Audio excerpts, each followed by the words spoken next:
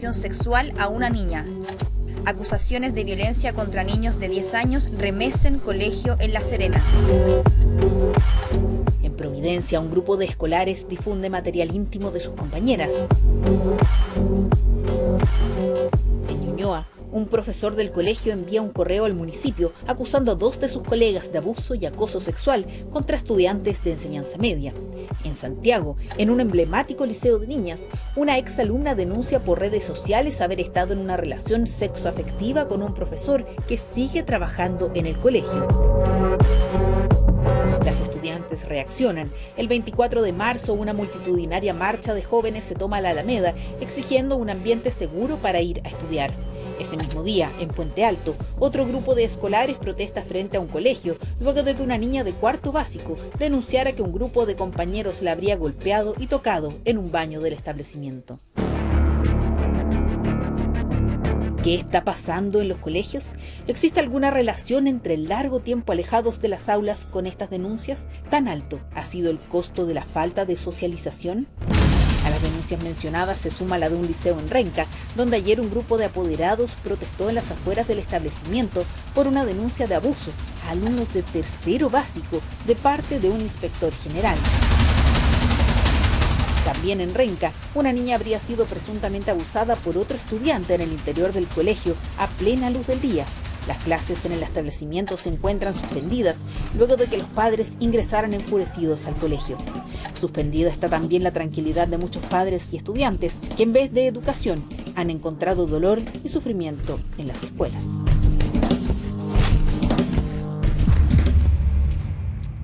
En el programa de hoy tenemos a los mejores especialistas y por supuesto vamos a estar orientando sobre todo a padres que han pasado por una situación así. De hecho, Clarisa Muñoz está junto a una madre que tiene mucho que contarnos y probablemente también de allí sacar lecciones y por supuesto ayudarla. ¿Cómo estás, Clarisa? Buenas tardes. Hola Priscila, estoy bien impactada en realidad con el testimonio de María, la mujer que vamos a conocer a continuación. Ella tiene un hijo que tiene autismo, estaba asistiendo a una escuela diferencial y ahí le tocó vivir la peor experiencia de su vida. Hoy ella nos acompaña, no vamos a mostrar su identidad para protegerla tanto a ella como a su hijo porque su testimonio es terrible. María, gracias por acompañarnos. Cuéntanos un poco, para que tu historia pueda ayudar a otras mamás que nos puedan estar viendo ahora, ¿cuáles fueron los primeros síntomas de que tú empezaste a notar en tu hijo que demostraban que él estaba siendo abusado en el colegio? Bueno, Ricardo tiene una discapacidad del 96%, tiene un autismo y una discapacidad mental juntas, o sea, hace un cuadro un poquito difícil de manejar. No habla, o sea, no hablaba en realidad en ese entonces, y Ricardo siempre ha sido como muy de piel, muy cariñoso, muy así como muy noble, un niño muy noble, y de un tiempo a esa parte se puso como hostil, se puso huraño, agresivo, muy llorón, lloraba con mucha pena, le corrían las lágrimas, yo a veces lo molestaba, ya está lagrimita, le decía yo. Y principalmente sus salidas de control, digamos, de llanto era cuando iba a ir a la escuela, en la mañana.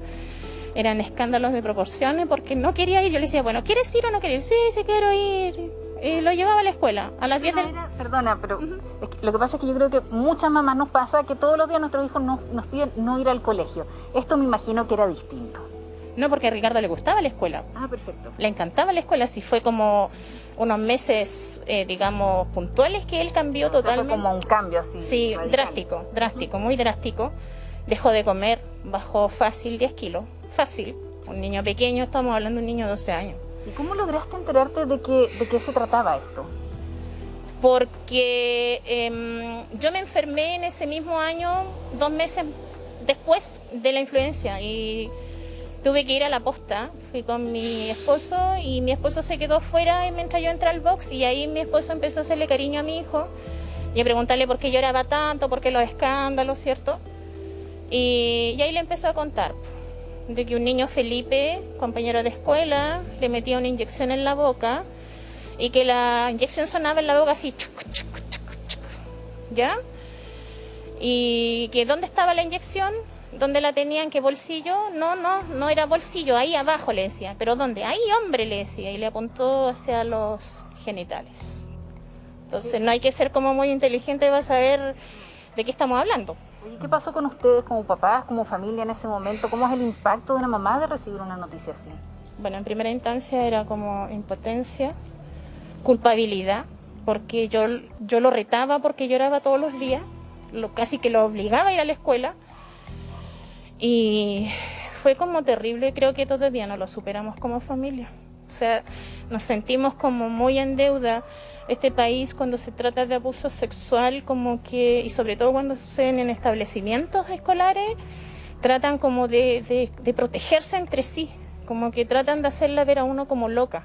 Y uno no es loca, porque yo principalmente no me hubiese imaginado nunca que mi hijo en un colegio especial de educación diferencial le podía estar pasando eso, y a manos de otro niño, que es lo peor. Primero decirte que no estás loca y que tampoco es tu culpa. Por supuesto que no es tu culpa. Habían personas ahí que estaban encargadas de velar por la seguridad de tu hijo. Y claro que es una herida que es normal que no sane. O sea, estamos hablando del mayor tesoro que tú tienes en la vida. Claro. Ricardo, me ha costado mucho sacarlo adelante. Ricardo era un niño que tenía un pronóstico clínico muy, muy nefasto. O sea, no iba a poder insertarse a la comunidad escolar por su problema de autismo y discapacidad mental. No iba a poder controlar esfínter. Perdona que te interrumpa, pero esto es una historia que ya pasó hace un par de años, lo que les ocurrió a ustedes. Sí. ¿Cómo ha sido el proceso para sanar? ¿Cómo se transita ese camino? ¿Cuáles son las etapas? ¿Qué es lo que he vivido en ese momento? O sea, en todo este tiempo. Bueno, en primera instancia yo hice una denuncia a la Superintendencia de Educación, al Ministerio de Educación, al Departamento Comunal de Educación de la comuna, que bueno, no me tomó mucho en cuenta porque como el colegio es municipal, como que trataron de tapar la situación. Y bueno, después de un tiempo, como yo no mandé más a Ricardo a la escuela por razones obvias, no fui a buscar ni documentos ni nada, a los 2 meses de haber hecho la denuncia, con médico legal y todo lo demás, me denuncian la escuela por vulnerar los derechos de Ricardo. Porque no lo estabas mandando. No lo estaba mandando a la escuela. Qué brutalidad. Perdona, pero quiero incorporar a Pri también en esta conversación, que es un relato que a todos yo creo que nos pone la sangre fría, y más a quienes tenemos hijos. Sí, absolutamente. Muchas gracias, María, por compartir tu experiencia con nosotros. La verdad es que yo me imagino que en algún minuto tú te sentiste absolutamente desprotegida del sistema, además, porque se había cometido un tremendo abuso y además una vulneración de derechos hacia tu hijo. Y cuando tú además pediste ayuda, no recibiste ningún tipo de respuesta de ninguna institución, porque me imagino que primero llegaste al colegio, pasaste quizás por hacer la denuncia ya oficialmente. No. ¿Cómo fue? Lo primero que hice fue la denuncia en PDI. PDI me traslada al médico legal. Médico legal hace el diagnóstico y la examinación de Ricardo. Y enseguida eso se lleva a lo que es la fiscalía local de la comuna. El fiscal jamás me llamó, nunca, jamás.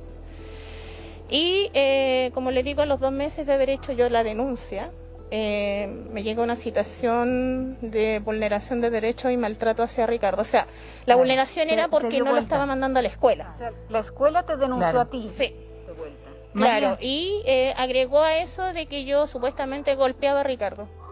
Sí. María, y fui procesada. Claramente aquí además vemos que el sistema no funciona porque tú hiciste lo correcto, interponer una denuncia ante la PDI. Sin embargo, después no siguió la investigación, en un caso que es sumamente grave, en un caso que puede tener consecuencias irreversibles y que además después, claro, y el establecimiento tampoco en algún minuto se pone en contacto contigo, porque yo me imagino que el apoyo psicológico no solamente debe ir hacia tu hijo, sino también al entorno familiar. Esto es un tremendo drama que puede enfrentar una familia. Quiero incorporar a esta conversación a nuestro panel. Estamos con Macarena Venegas, que es abogada, por supuesto ustedes la conocen, y también Javiera de la Plaza, psicóloga. También nos acompaña Jairo Valdés en su calidad de profesor, porque más allá de conocer tu testimonio, también queremos aprender de estas experiencias, evitar que vuelvan a ocurrir y por supuesto también ayudarte a ti. Y quiero primero partir contigo, Javiera, para que nos puedas orientar, porque claro, han pasado años Y es muy importante siempre el apoyo psicológico. Ahora, cuando volvemos a lo que ella nos está relatando, las primeras señales son fundamentales y a los niños hay que creerles siempre. Sí. A los niños hay que creerles y hay que creerles porque los niños en general no mienten y además presentan algunas conductas que uno dice, este niño o mi hijo, mi hija, que cómo no lo va a conocer uno, ¿por qué está con este cambio de conducta? Claro. ¿Por qué si antes hacía una cosa, ahora hace otra completamente diferente? ¿Por qué si antes tenía un carácter risueño, le gustaba compartir con otros, ahora no? ¿Por qué no quiere comer? ¿Por qué se aísla? Porque casi siempre hay una tendencia al aislamiento y cuando uno pregunta abiertamente, los niños en general tratan de encubrir esto lo más posible. Entonces, yo creo que sí debiéramos estar más socializados en saber que cuando hay cambios muy, muy bruscos en el comportamiento de los niños, al menos hay un aviso de que algo ha pasado, a lo mejor es en otro ámbito. Ella pero lo hay... leyó perfectamente, porque Totalmente. el cambio de actitud de su hijo fue drástico. Lo que pasa es que esta mamá es una mamá que se ha trabajado mucho, porque además nos está contando de la condición de su hijo. Entonces ella ya ha estado estudiando con respecto a cómo trabajar con un hijo con esas características que ya significa a veces observar, estudiar, preguntar qué es lo que uno tiene que hacer.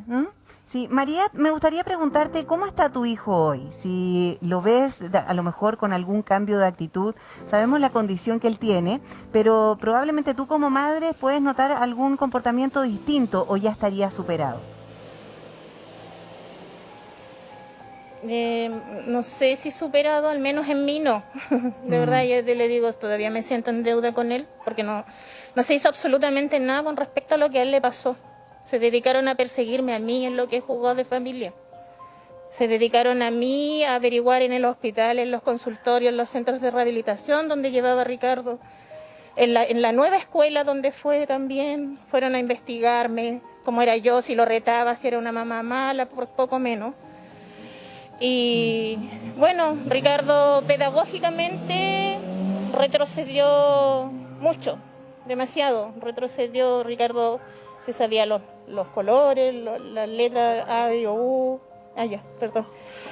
Y cambió completamente, como que se le olvidó todo. Ricardo bajó fácil 10 kilos. Sí, y sabes que es tan triste además porque María... Y bueno, tuvimos que... Sí, María, es que yo me imagino que además cada avance de tu hijo... Tuvimos que darle medicamento. Mira, cada avance que tiene tu hijo, tú lo valoras más todavía. Más, sobre todo cuando uno tiene un niño normal, ¿cierto? Pero es un logro, claramente. Y él, a raíz de todo lo que pasó, tuvo un retroceso. Yo me imagino que sacarlo adelante también fue muy complejo. Por eso yo le preguntaba a Javiera, en este caso, no basta solamente con abordar el apoyo psicológico hacia la víctima, sino también la familia, la madre, en este caso, es necesario que ella también tenga un apoyo psicológico para acompañarlo y por supuesto pueda salir adelante.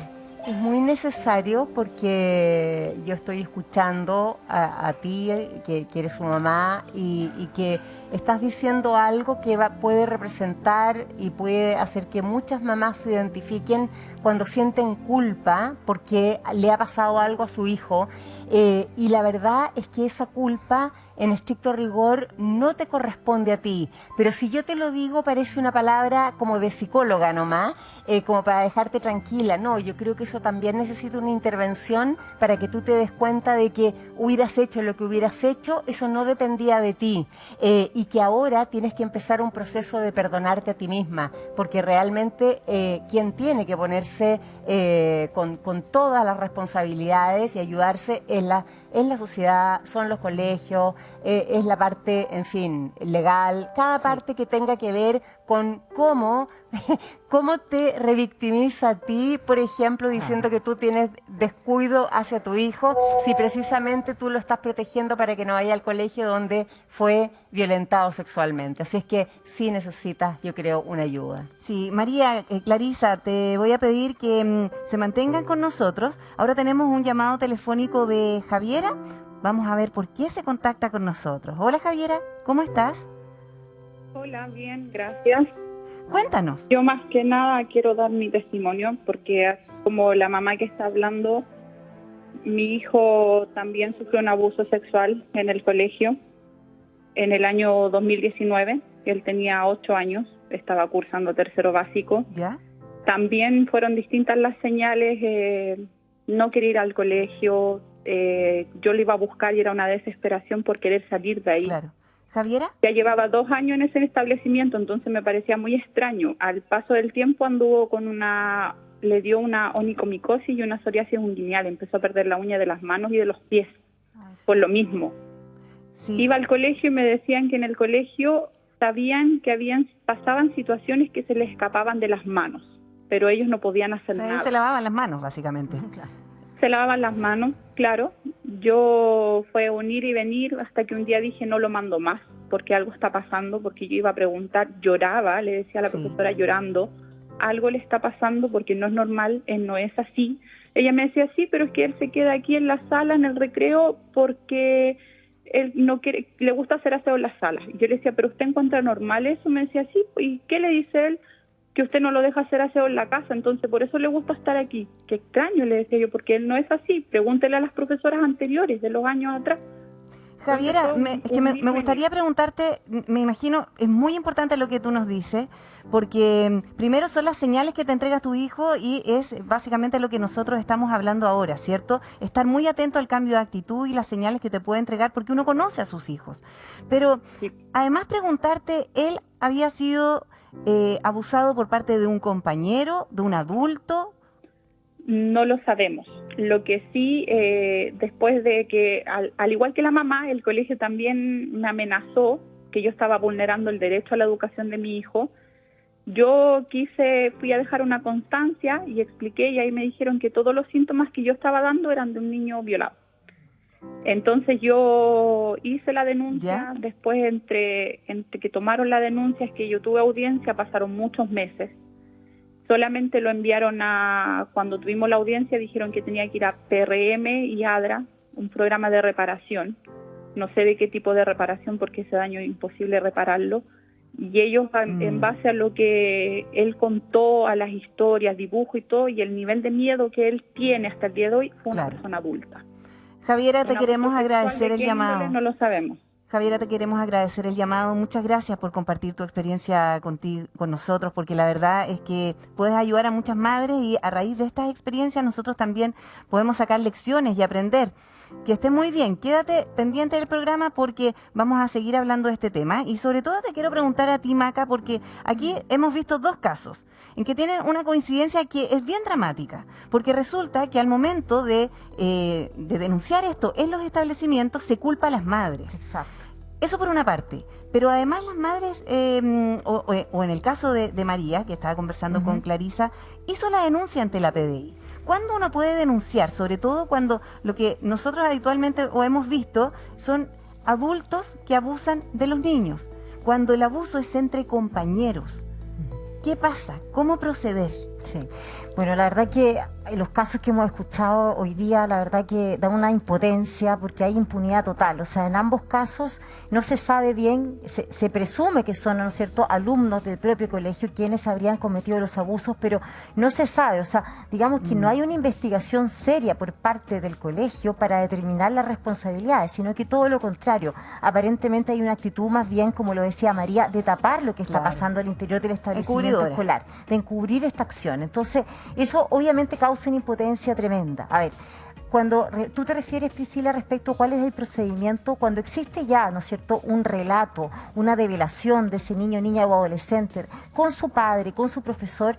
Respecto de los padres, inmediatamente pueden recurrir, ¿no es cierto?, a las policías o directamente a la fiscalía a hacer una denuncia, que es lo que hizo María, que lo hizo de muy buena manera. Pero ¿qué pasa y también cuando lo hizo Javiera, porque pero no Javiera fue continúa la Carabineros. investigación, si además, mira, y además, aunque lo hagan bien y hagan lo correcto, las investigaciones no continúan. Entonces, ¿eso de qué depende? No, y la verdad que peor todavía, o sea, más encima el colegio, porque ojo que acá hay una obligación de los establecimientos escolares que tienen 24 horas desde que toman conocimiento de que existe ante un hecho que podría ser un delito, ¿no es cierto?, que tenga connotación sexual, para denunciar frente al Ministerio Público, frente a las policías, sea Policía de Investigaciones o Carabineros. Por lo tanto, acá hay una obligación.